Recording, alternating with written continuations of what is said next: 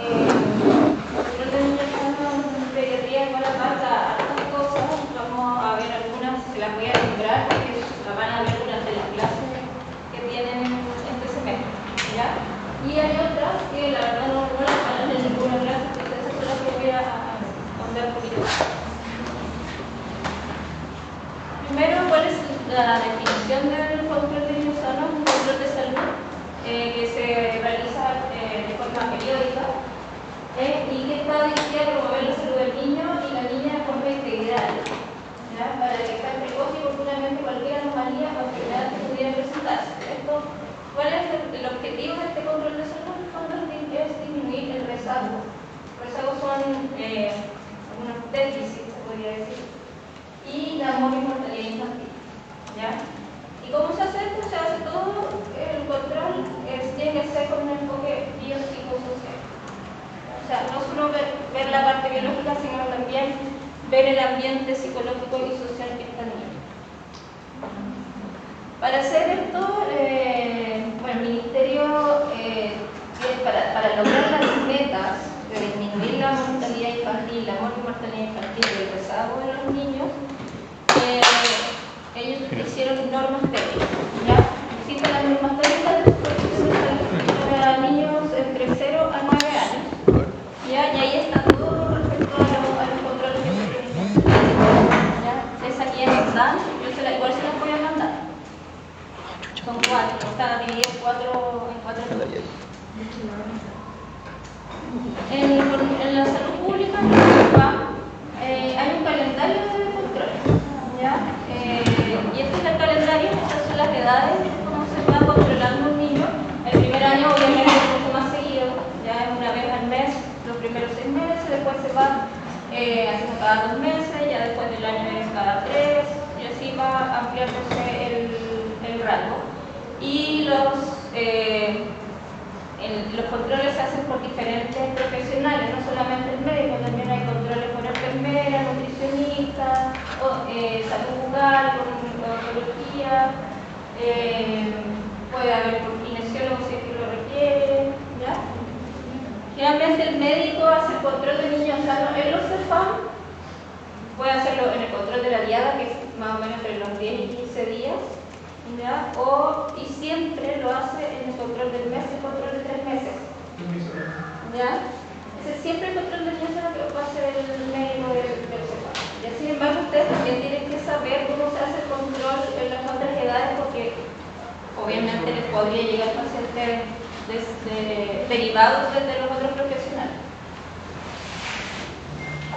¿Cuáles son los componentes del control de salud infantil? En general, todo eso, como en todas las edades, siempre incluye clínica y anamnesis, examen físico, pero le agregamos las inmunizaciones que en pediatría son prioridades, ¿ya? Porque gracias a las inmunizaciones ha disminuido bastante el tiempo de mortalidad infantil. Los diagnósticos, obviamente, que también acá tenemos que agregar diagnóstico nutricional siempre, diagnóstico de desarrollo integral siempre, ¿ya? ¿A qué nos referimos con desarrollo integral? Por ejemplo, el desarrollo psicomotor, si es que tiene algún déficit como hipoacusia, algún déficit auditivo. Dentro del desarrollo integral también está lo que es el desarrollo puberal. Todas esas cosas son diagnósticos, va a depender de la edad que están controlando. Los problemas de salud detectados tienen que ir en los diagnósticos siempre, estarán algo, ¿ya? Y en algunos casos podría haber algún diagnóstico familiar importante o algún diagnóstico social importante, ¿ya? Y obviamente está el trabajo, que serían las indicaciones que se le va a dar a los papás.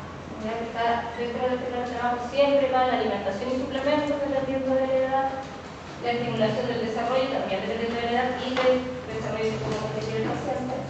Prevención de accidentes, no olvidar dar la indicación de prevención de accidentes, porque la primera causa de mortalidad de los niños preescolares y escolares son accidentales, ¿ya?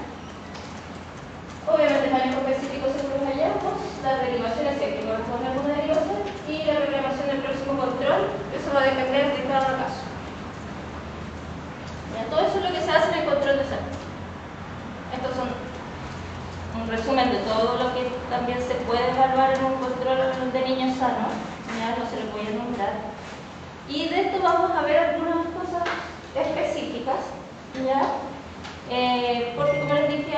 hay temas que lo van a ver en clases, por ejemplo, lo que es alimentación o la evaluación nutricional, van a ver las que tuvieron en la clase de alternancia.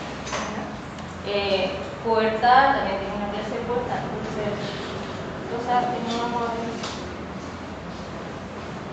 Como estas son algunas cosas que sí tienen que saber, que con respecto a la evaluación nutricional principalmente, se compone siempre de una encuesta nutricional, ¿ya? Y de la antropometría, el peso talla, eso lo van a ver en la clase de evaluación nutricional.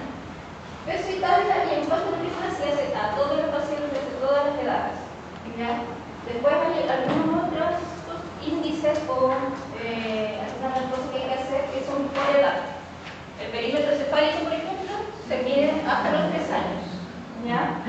Hay casos especiales en que se podría medir hasta los 5, que son los para el paciente con parálisis cerebral, por ejemplo, o que tiene alguna patología neurológica. Ya, por ejemplo, una hidrocefalia, un paciente con una microcefalia, obviamente esos pacientes se controlan con perímetros cefálicos a pesar que tengan 5 o 6 años. ¿Ya?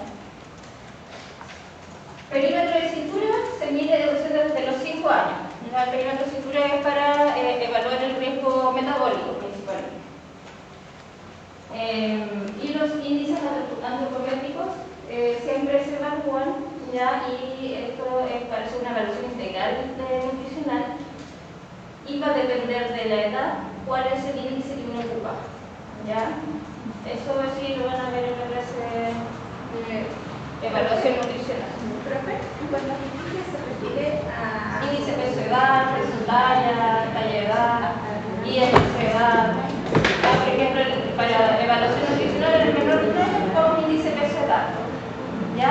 Pero va a depender si le da un índice peso edad sobre más 1, más 2, ahí evaluamos peso talla para hacer el diagnóstico de sobrepeso u obesidad, ¿ya? Pero eso es de clase de no sé si ya lo vieron, evaluación para no alargar, porque igual son algo cosas que tienen que ver. Ya, algunas consideraciones de la evaluación antropométrica. Una es corregir la edad para la evaluación en algunos casos especiales. ¿Ya? Uno de esos son los recién nacidos prematuros. ¿Ya? Las prematuras hay que corregir la edad para poder hacer la evaluación. Entonces, según la edad corregida, se hace una evaluación antropométrica. ¿Ya? Y en escolares y adolescentes con diferencia en edad cronológica con edad biológica, que nos referimos. La edad cronológica obviamente la edad que uno tiene, y la biológica según el desarrollo puberal. Sobre todo, esto se da sobre todo en las niñas. ¿Ya? Hay niñas que inician su pubertad a los 8 o 9 años. ¿Ya? Su edad biológica es una edad biológica de 10 años. Ahí hay una diferencia de más de un año entre la edad cronológica y la edad biológica. ¿Ya? Cuando hay esa diferencia, uno tiene que evaluar a esa niña. La evaluación antropométrica se tiene que hacer con 10 años, ¿ya? No con 8 años. Cuando ustedes lo llevan a las tablas o a las curvas.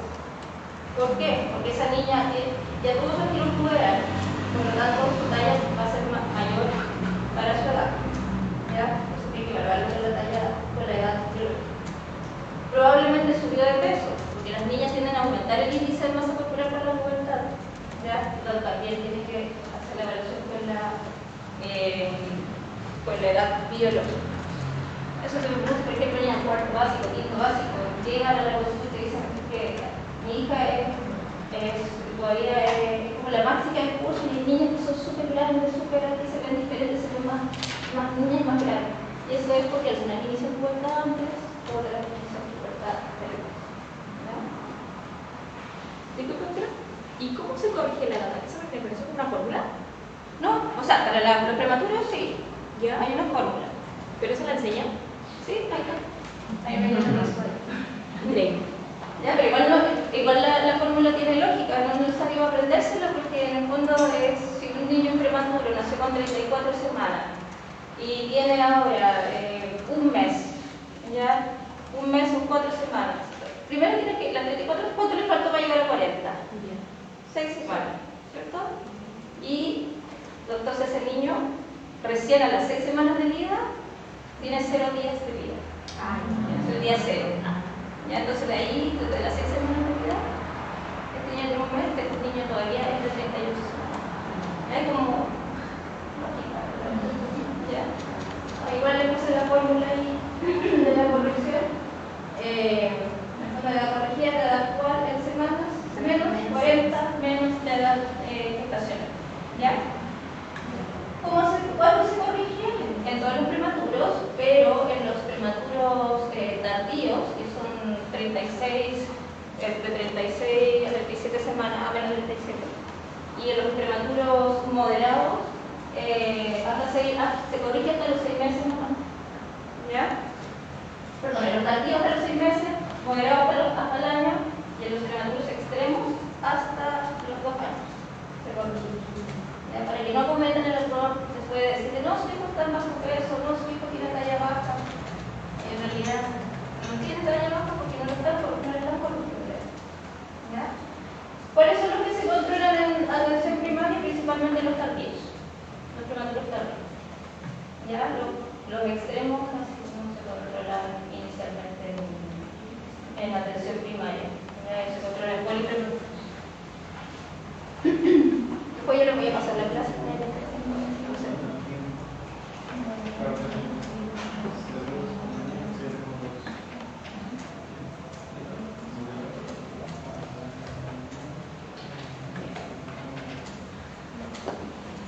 Otra cosa que hay que evaluar en el control es más los adolescentes, pero obviamente, como les decía, la pubertad de las niñas muchas veces está adelantándose. De hecho, es normal desde los 8 a los 13 años.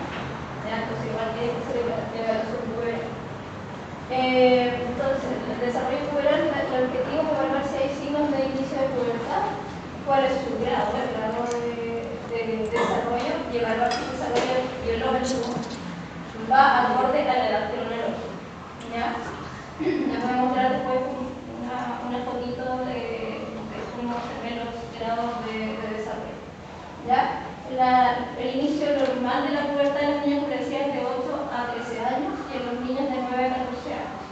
¿Ya? Y este desarrollo se clasifica en grados de Tanner, ¿ya? Que son 5 grados. En los niños, el grado de Tanner se evalúa según desarrollo o crecimiento testicular principalmente, de hecho es lo que marca el inicio puberal, el crecimiento testicular y el desarrollo del vello pubiano. Y en las niñas el desarrollo mamario y el desarrollo del vello pubiano también. Estos son los grados de Tanner. Ahí están las fotos y al lado está la descripción de lo que va sucediendo. Ya en el grado 2 es el inicio de pubertad, ¿ya? Lo que llamamos telarquia, ¿ya? Cuando inicia el botón mamario, aparece el botón mamario. Telarquia, así se llama, ¿ya? Es la aparición del botón mamario. Esto lo van a ver en clases de pubertad, ¿ya? Pero para que sepan que existen los grados de Tanner, y con esto evaluamos la edad biológica, ¿ya? Clínicamente, que también se podría evaluar la edad biológica a través de una radiografía de edad ósea, por ejemplo, ¿ya? Y acá al lado, como ven, están las edades que corresponde cada grado. Esas son las niñas. Ahí la aparición del botón mamario es la que marca el inicio de pubertad, y eso es en los niños, ¿ya? Y en los niños lo que marca el inicio es el aumento de volumen testicular. En los niños es más difícil que se den cuenta así, porque cuando uno les pregunta no pasa mucho. Ahí hay que mostrarles las imágenes, ¿sí? Porque son más reales también a examinarlos. A no ser que sean más chiquititos, de 9-10 años, se dejan examinar, pero ya niños adolescentes es difícil. Entonces ahí uno prefiere primero mostrarle la foto, cómo se identifica, y ahí le ven la edad. Si les queda duda, tienen que igual tratar en algún momento de control, tratar de hacer el examen general. Esto es lo mismo que les había dicho con respecto al crecimiento testicular, que es lo que marca el inicio de pubertad en niños. Una forma de medir el tamaño del testículo es con algo que se llama orquidómetro, que es eso que se ve ahí, ¿ya? Que es como lo ideal, porque medir, no, es muy difícil medir con una Ouija, por ejemplo, no se puede. ¿Ya?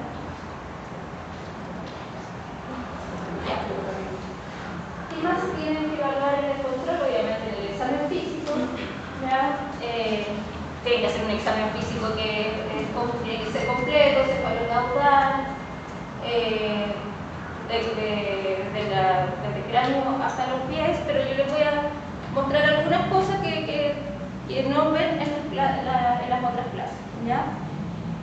En la evaluación del bien inflamatorio, por ejemplo, en el control de la diada o en el control del bueno, de la diada principalmente tiene que evaluar obviamente el cordón, ¿ya? Siempre evaluar el cordón, cómo está el cordón.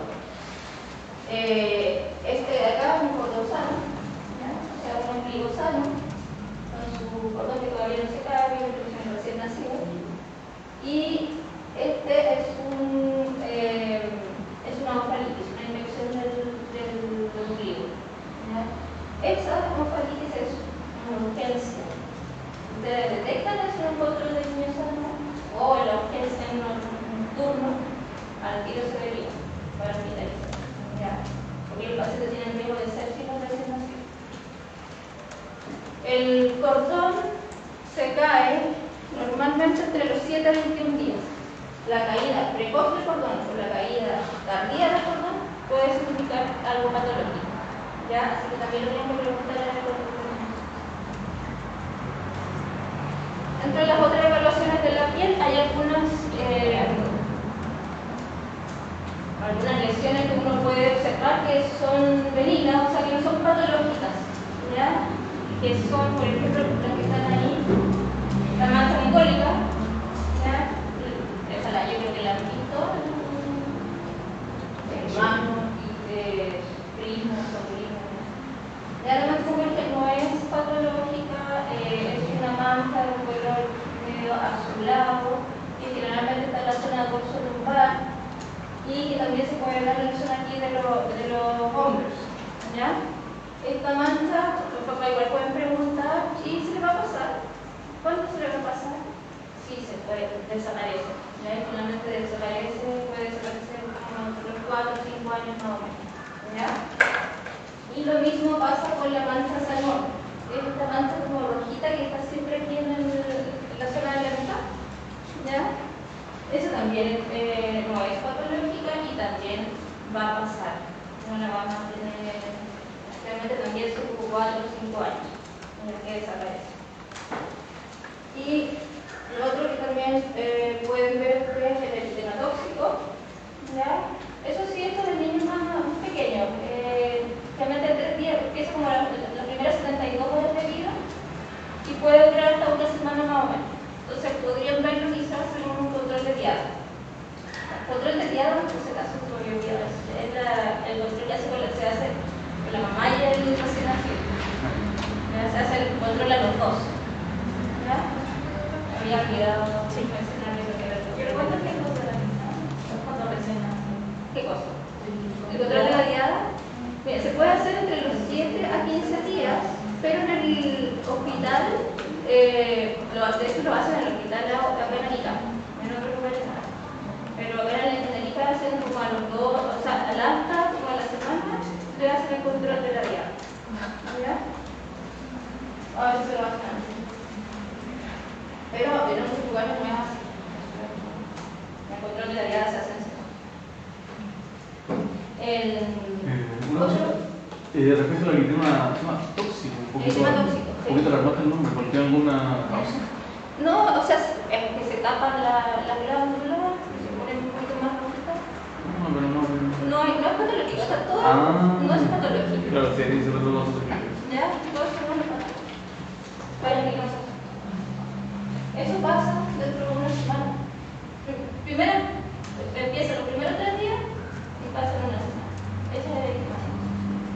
Y este es el medium, que son estos puntitos blancos que se juntan en la zona acá perinasal, se pueden ver también aquí en la frente, ¿ya? Eso también es porque eso se llena, los poros se llenan de gelatina, pero tienen ese color blanco, ¿ya? Y también signo patológico y la que cede espontáneamente, ¿ya? Y así siempre lo veo. Esas mismas perlitas o perlitas blancas las pueden ver en la boca, ¿ya? Que se llaman perlas de Epstein cuando están en paladar, ¿ya? Perlas de Epstein. Y es lo mismo, solo que se puede que se demoren un poquito más en desaparecer. Entonces, ahí tranquilizar a la mamá, porque se asusta. ¿Profe? ¿Y cómo sabes que la mancha se mueve en su energía? Por la zona. Esto se ve siempre en la zona de la boca. Y acá, es más, el color es más tenue que la mancha. ¿Ya? Siempre es el mismo tamaño, no cambia. Los manquemas pueden ir evolucionando. ¿Ya? Por ejemplo, si tú ves que esta mancha acá, eso no es manquema. Mira, acá no es manquema. Si ves esa misma mancha en la zona de frente, podría ser una mancha salmón o podría ser una manchón. ¿Ya? Pero la mancha salmón siempre se mantiene igual, no cambia. El hemangioma va cambiando o evoluciona hacia que crece o evoluciona a la disminución del tamaño. Pero el bebé nace con esa mancha o aparece en el No, nace con el bebé. La mancha salmón nace, los hemangiomas pueden aparecer después porque son evolutivos. Justo ahí sale el hemangioma, que es un hallazgo patológico de la piel. Ya el hemangioma infantil entonces es como más frecuente de la infancia y cerca del 90% se mantiene en observación.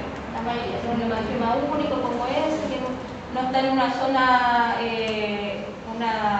una zona que se pueda erosionar o una zona que pueda sangrar, se pueden observar, ¿ya?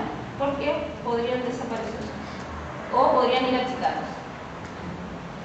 Y lo que sí hay que tener presente es que hay algunos hemangiomas que sí se podrían complicar. Así que se tienen que ir observando.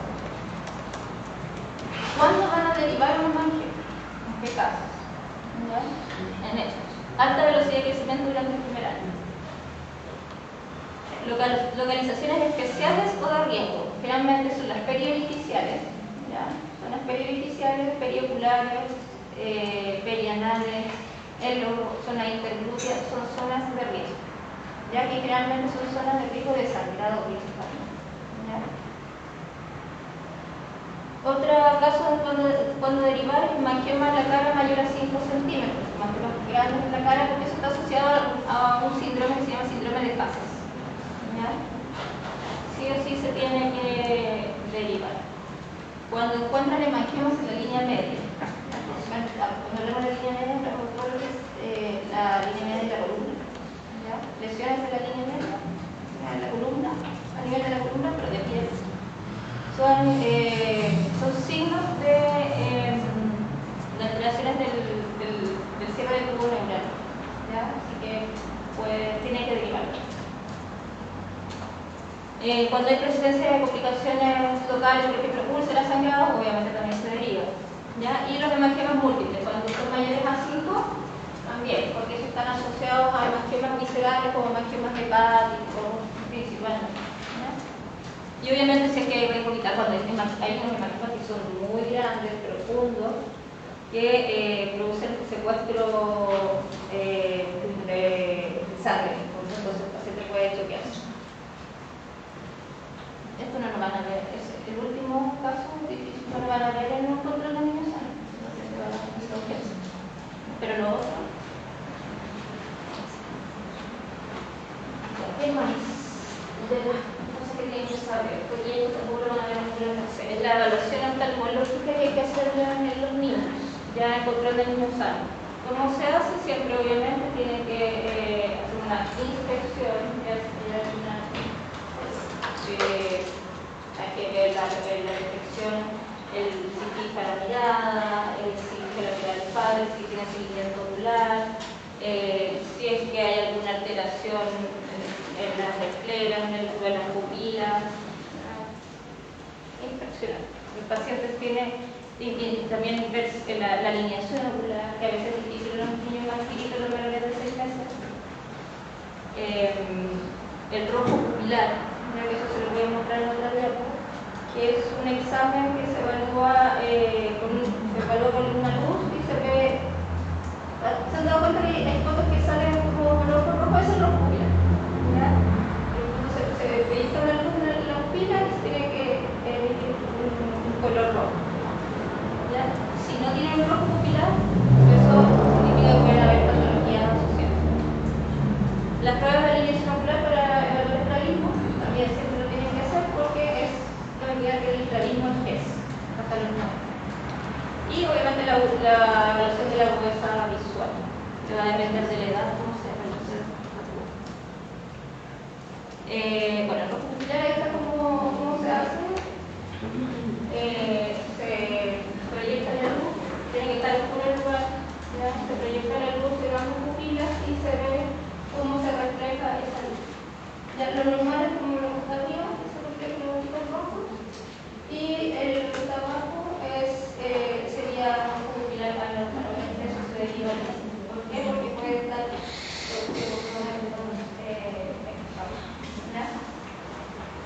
¿desde cuándo se hace? Desde el primer control hasta los 3 años. ¿Ya? Hay que hacerlo.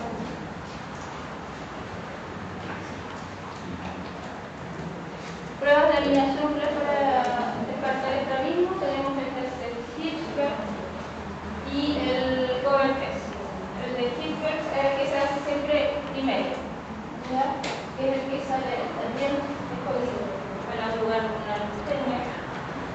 Se le dice al niño tiene que estar sentado, se le dice al niño que fije la vista en algún objeto o algo, puede ser en la pared o puede decirle mira mi nariz, ya que tiene que fijar la mirada y lo iluminas con un otoscopio, un oftalmoscopio, con una luz, lo que sea, y se ve cómo se refleja la luz de la pupila.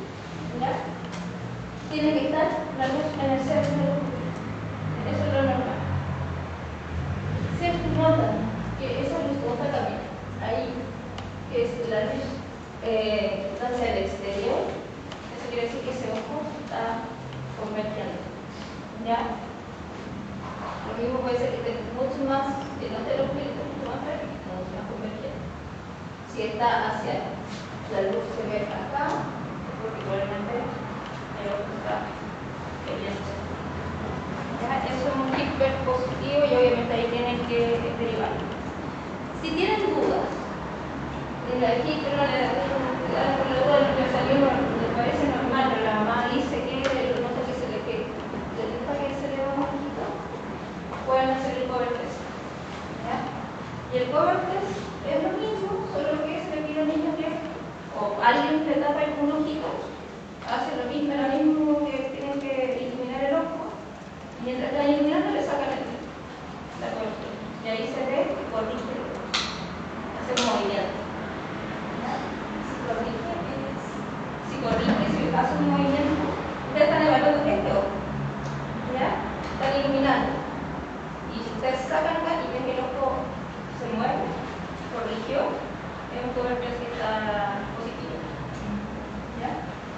No son fáciles hacer las pruebas de alineación. Si más necesitas un niño que coopere, que esté tranquilo, que te haga caso, no es fácil. Siempre ante la duda, deriva. Entonces. Por eso, disculpe, ¿a dónde derivamos? ¿Oftalmología?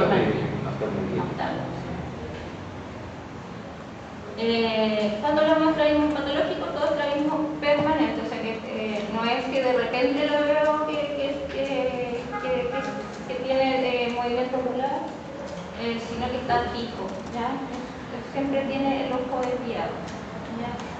Ese siempre se deriva a cualquier edad. O el estrabismo intermitente, o sea que a veces veo que puede tener ojo, a veces no, en mayores de 6 meses. ¿Por qué? Porque en los menores de 6 meses el estrabismo intermitente es normal. Además es difícil, que es difícil evaluar esa. Es muy difícil. Y el fisiológico, lo que le había dicho, el intermitente en menores de 6 meses.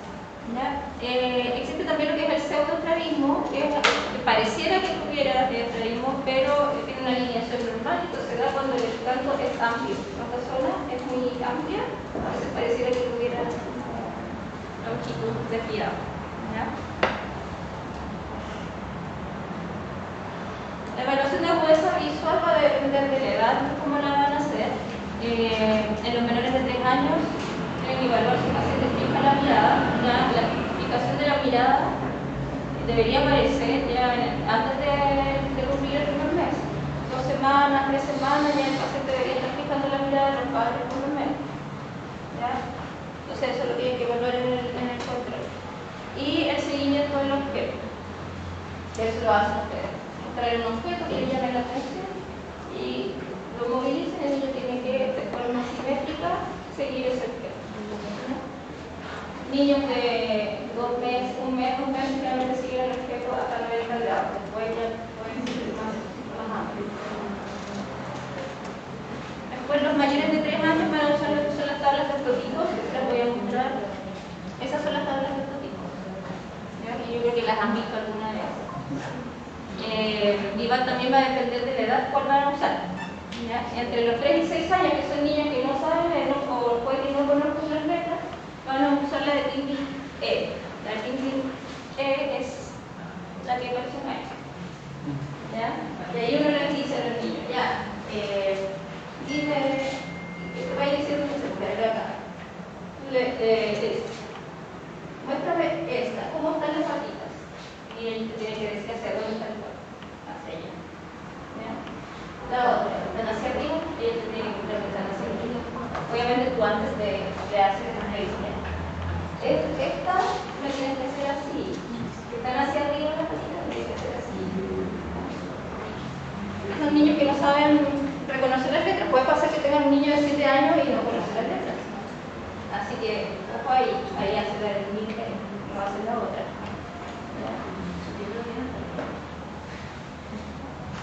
Mayores de 6 años van a ocupar la tabla de Snellen, ¿ya? Y es la que tiene las letras. Es la primera. Siempre de arriba hacia abajo, le va mostrando las letras y el niño va diciendo cómo se evalúa cada ojo. Está por el izquierdo, va por el derecho, está por el derecho, va por el izquierdo.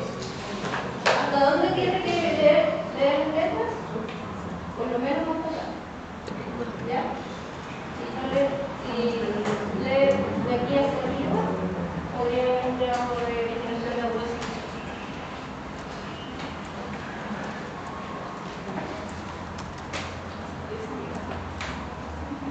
Con respecto a la evaluación auditiva, que también deberían hacerla en todos los controles, porque la hipoacusia también es, parece que la hipoacusia no es social, tiene posibilidad de que le den audífono a los con respecto a la hipoacusia, existe un tamizaje que se hace a todos los niños recién nacidos, que son las emisiones otoacústicas. Ustedes tienen que revisar que el paciente tenga hechas las emisiones otoacústicas en el periodo de recién nacido. Hay algunos casos que están alteradas las emisiones otoacústicas o pacientes específicos que se les hace potencial enfocado de tronco. ¿Ya? Eso se tiene que llevarse en esa cosa cuando hagan el control. Si lo tiene o no lo tiene. Si lo tiene, vamos bien. Si no lo tiene, hay que mandar eso. ¿Ya? Lo pueden mandar, si tienen algún fenómeno, que lo haga en el sofá, lo hacen ahí, y si no lo tienen que tener a los niños. Ya. Tenemos un niño que pasó su emisión autoacústica, que eso es normal. De todas maneras, igual le tienen que hacer una anamnesis preguntando si es que hay algún signo o algo de hipoacusia, por ejemplo. Un niño que tenga que repetir las cosas muchas veces, que le tenga que levantar más, o sea, tiene que subir el volumen para que escuche. Esos son signos de que ahí podría haber hipoacusia. Pacientes con trastornos del lenguaje, también siempre evaluar la audición antes de decir que solo es un trastorno del lenguaje por dislalia o por pronunciación. ¿Ya? siempre evaluar audición primero. Y en el examen físico obviamente tiene que hacer una endoscopía. Descartar que no haya lesión. Si hay esos factores de riesgo sospecha de contusión, tienen que derivar.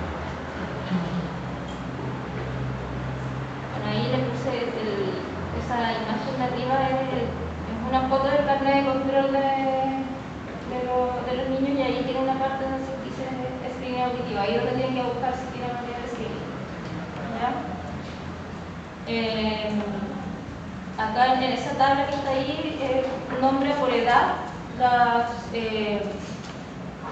los antecedentes conductuales que podrían orientar a una hipotusión.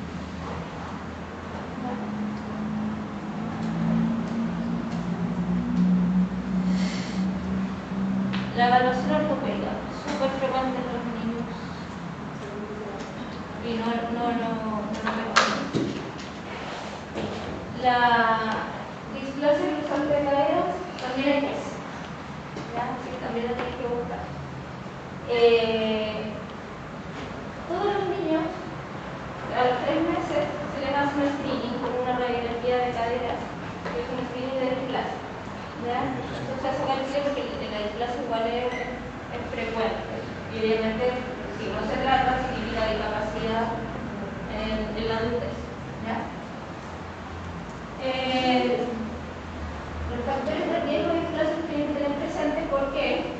Porque si ustedes tienen un paciente con factores de riesgo antes de los 3 meses, por ejemplo en el control de un mes, ese paciente se tiene que realizar una eco de cadera, ¿ya?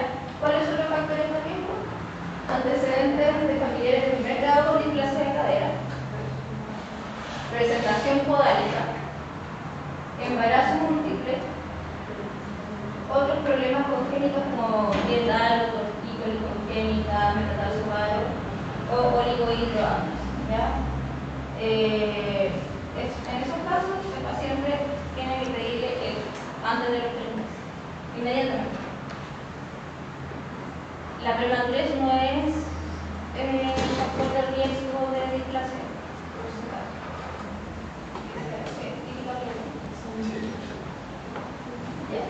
Lo otro que tienen que evaluar, si el paciente no tiene factores de riesgo, en el examen físico siempre evaluar las caderas, sobre todo el niño menor de 3 meses, siempre el control del primer mes, evaluar las caderas, porque si tiene algún signo, cualquiera de estos signos, también un paciente que tiene que al tiro hacerse una ecografía.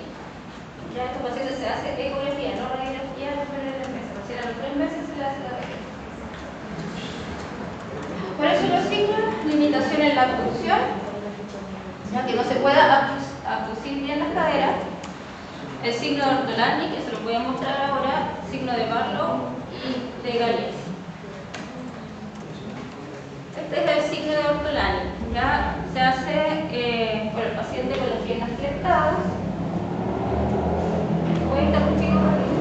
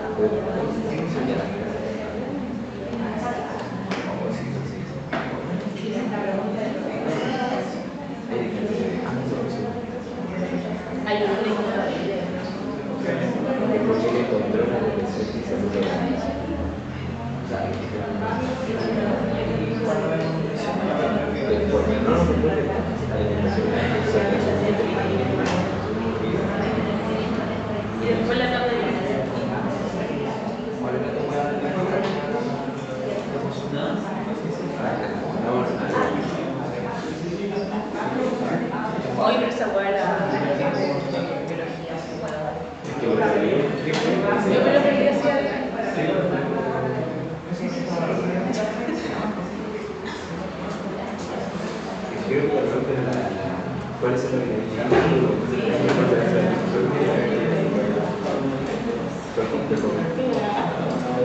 Sí, la verdad es que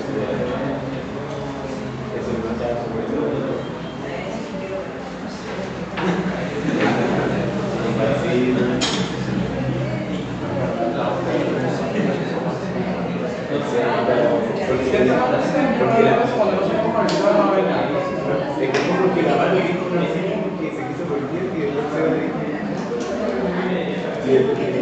Ay, qué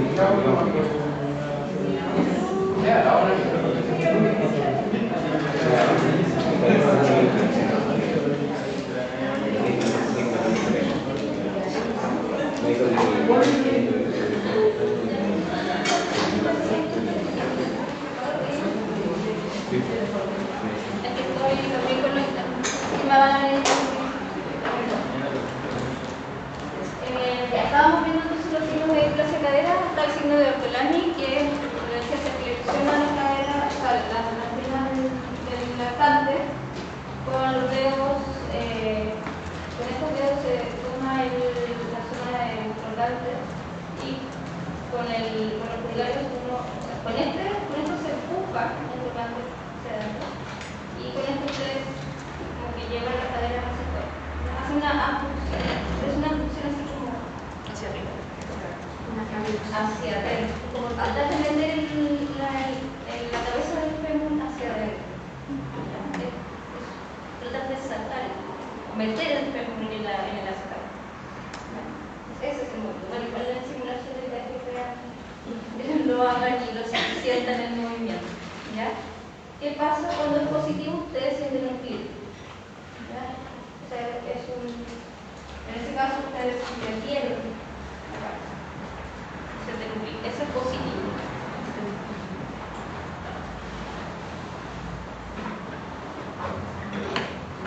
Ahí le hace la abducción.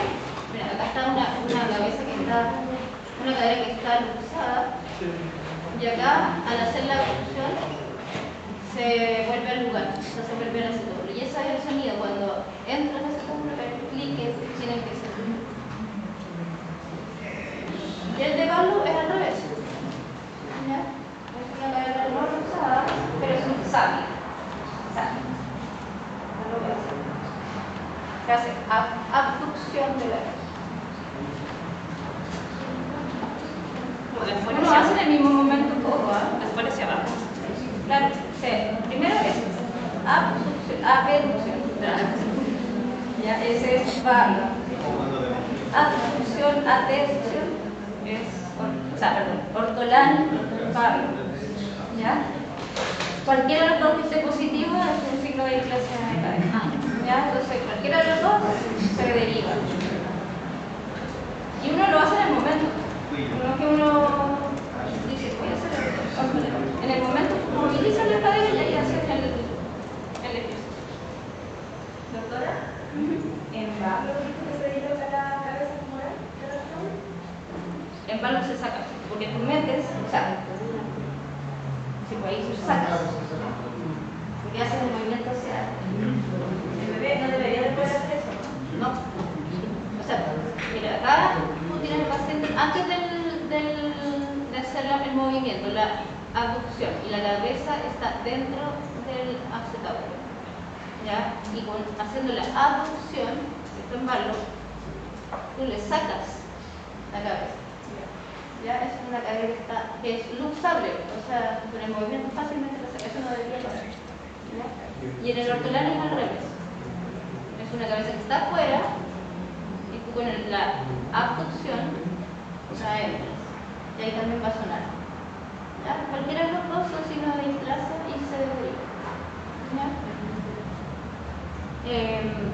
se deriva o se toma, si la derivación va a demorar mucho, se toma una eco de cadera, se solicita la eco de cadera. Porque esa es la forma de evaluarlo en el menor de 3 meses, eco de cadera. ¿Ya?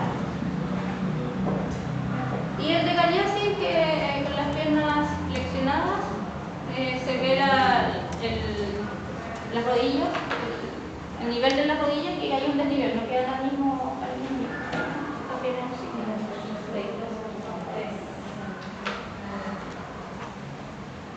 Entonces, el screening de radiografía de cadera se hace a todos los niños sin factores de riesgo a los 3 meses. ¿Ya?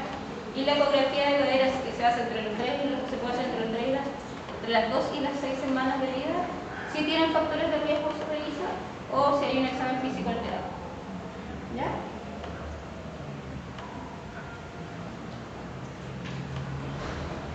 Si tienen un paciente que no tenía ninguna de las anteriores, o sea que no tenía factores de riesgo, no tenía un examen alterado, a los 3 meses se le pide la radiografía y esa radiografía después se tiene que evaluar. ¿Y cómo la evalúan? Porque no siempre llega la radiografía con un informe, ¿ya? Y tampoco con estas líneas, sino que ustedes tienen que hacerlas de forma imaginal. ¿Cómo la evalúan? Hay distintos. Primero, tienen que evaluar el ángulo acetabular. ¿Cómo se mide el ángulo? Se traza una línea que pasa por acá por la curvatura externa del acetábulo, tangencial. Pasa esta línea. Y otra línea que es la de Perkins, la línea de Perkins. Y la línea esta que pasa por esta zona entre el hueso ilíaco y acá la zona del ¿cómo se llama? De las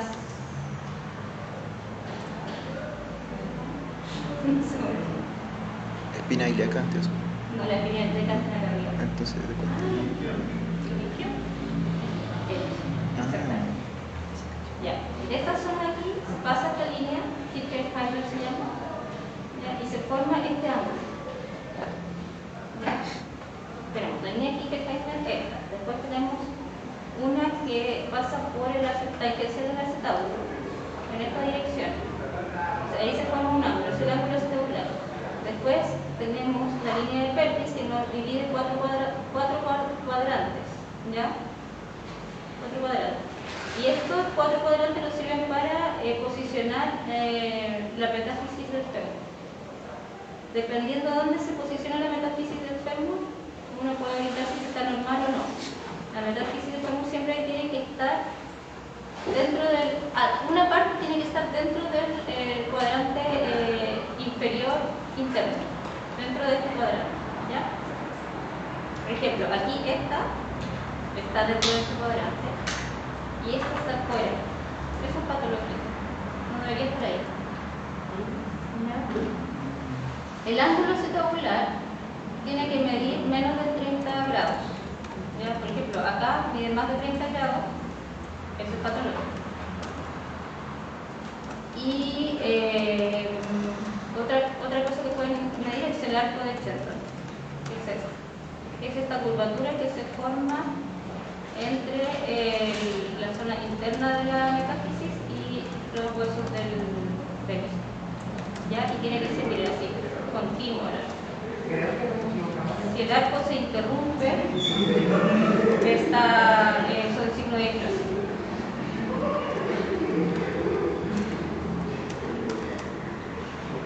A veces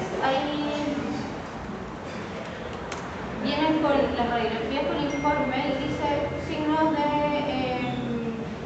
de cadera inmadura. Eso no significa que tenga una displasia de cadera. O sea, no significa sí o sí que tenga una displasia de cadera. ¿Ya? Ahí tienen que evaluar que no tenga ninguno de estos signos. Si no tiene ninguno de estos signos, en ese caso solo tienen que repetir la radiografía en un mes o en 2 meses. Porque una cadera le falta desarrollarse un poquito. ¿No? Pero aquí la línea de Perkins es la de usar. Perkins y Kirchner y esta que es la no tiene nombre. pero pasa por pasa tangencial al ángulo del acetábulo. El fondo es para dar el ángulo del acetábulo. Ya, si el acetábulo está muy mayor a 30 grados, un signo de distancia. Otra cosa que uno puede ver también es cómo está formado el acetábulo. El acetábulo tiene, cuando es muy plano, es un signo de inmadurez, porque lo normal es que vaya cortando la curva. También pueden ver el núcleo de osificación, pero no siempre se ve a los 3 meses. ¿Ya? Pero es también un signo de madurez principalmente, no de displasia.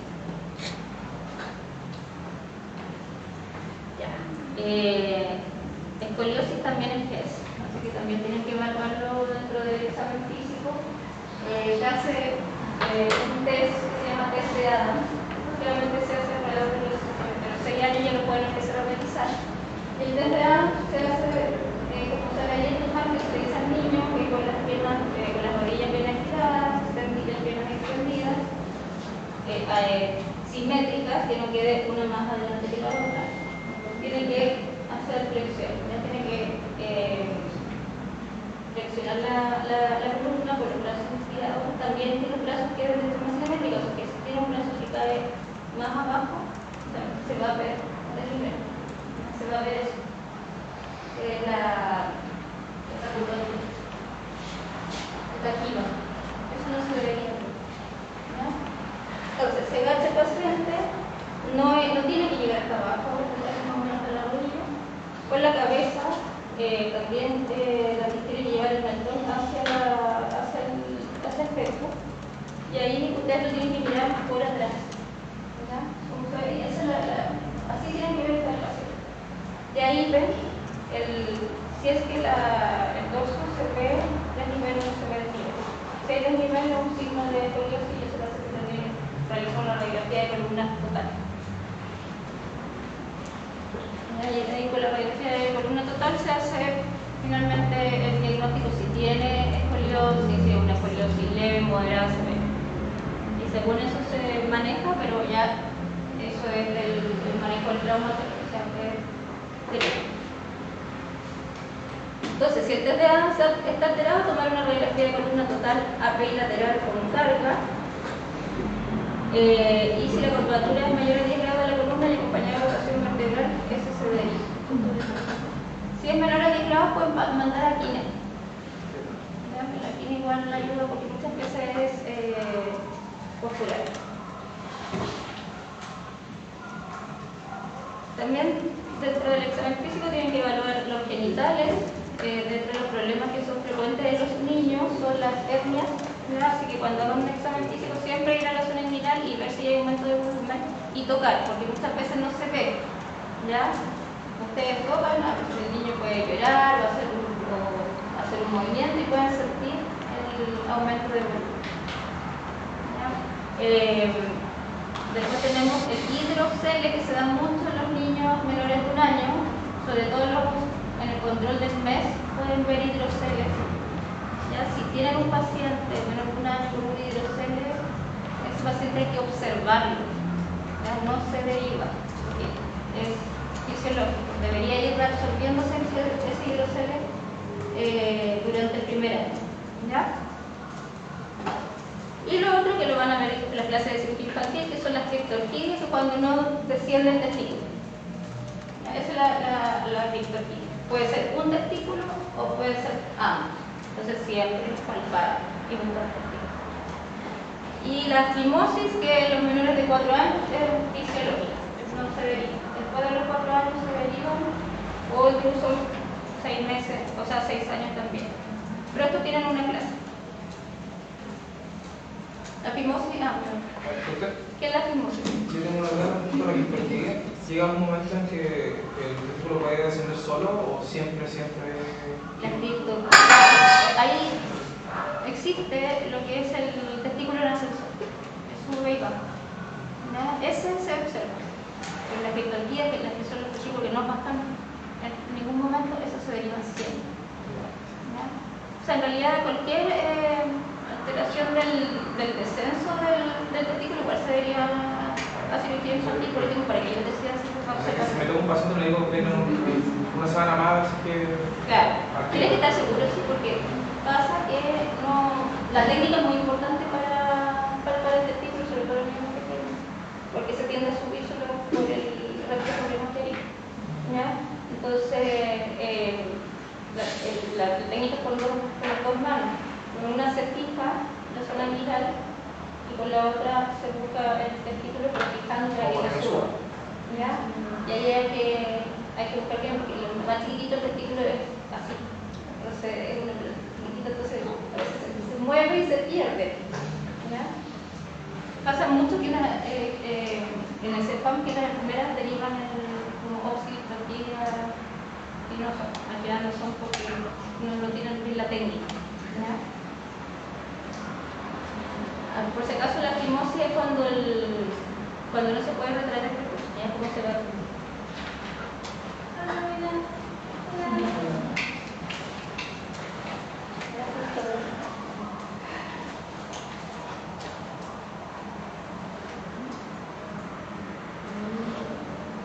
Sí, pero al final por ejemplo no pueden usar. Bueno, estamos con solo dos boxes, pero no abrieron la... Ah, ya, pero estamos trabajando con tres, porque pudimos abrir una más. Ya, bueno. Ya, en las niñas, ¿qué cosas son? En las niñas también se ve el tema de la niñina, ya en ambos sexos. ¿Y qué cosas son frecuentes en las niñas? Sinequias vulvares, ya que las sinequias vulvares cuando los labios menores están fusionados, ¿ya? Se ve así. Esto es lo normal, ¿ya? Y en la niñita se ve así, se ve como una membrana. Entonces, esos pacientes, bueno, cuando hay sinequias vulvares, antes se indicaban masajes con vaselina, ahora ya no. Ya, evitar los masajes, solo medidas de higiene. ¿Ya? Solo medidas de higiene. Y educar con respecto a infecciones urinarias. Si tienen infección urinaria, empiezan a tener infecciones urinarias, se derivan. Nadie puede derivar así infantil. ¿Ya? Durante la consulta, entonces eso sólido se va a separar. Se puede separar su... podría separarse. Lo de la sinequia vulvar o la dermatitis del pañal. Puede pasar por la dermatitis del pañal y algunos que nacen así. Hay niñas que nacen así y otras puede ser por inflamación, una inflamación crónica o en general también la erosión. Por la torre. Evaluar también si hay signos de vulvovaginitis, que esto en las niñas más grandes en realidad, los chiquititos casi no. Y bueno, y el aumento de volumen inguinal, como les dije, en niños y niñas. Entonces no olvidarse en el examen físico, mostrar esas cosas.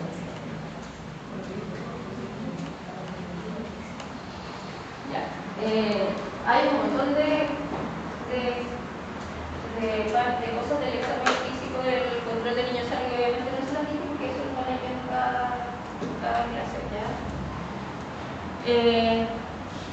Una vez que ustedes ya hacen su anamnesis, su examen físico, tienen que armar su diagnóstico, que siempre, como les dije, va a ir en el diagnóstico nutricional, el de desarrollo psicomotor, que lo hacen, el diagnóstico de desarrollo psicomotor lo hacen con anamnesis y con observación en el box.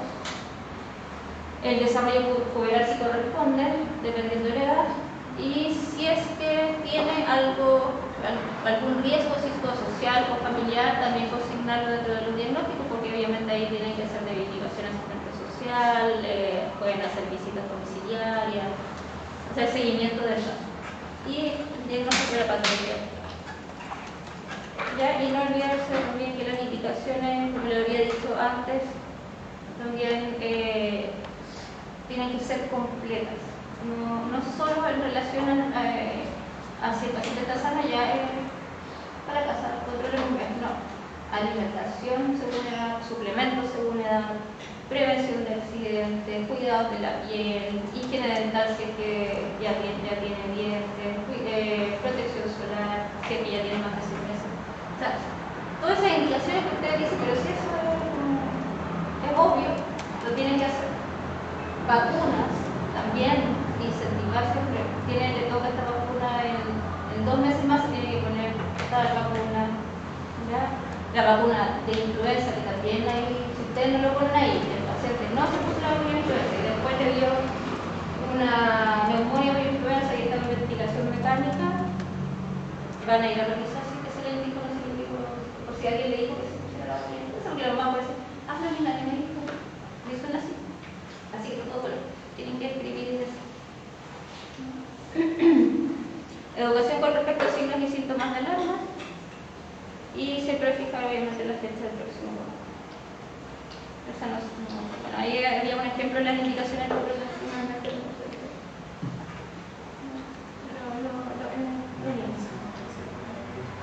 ¿Dudas?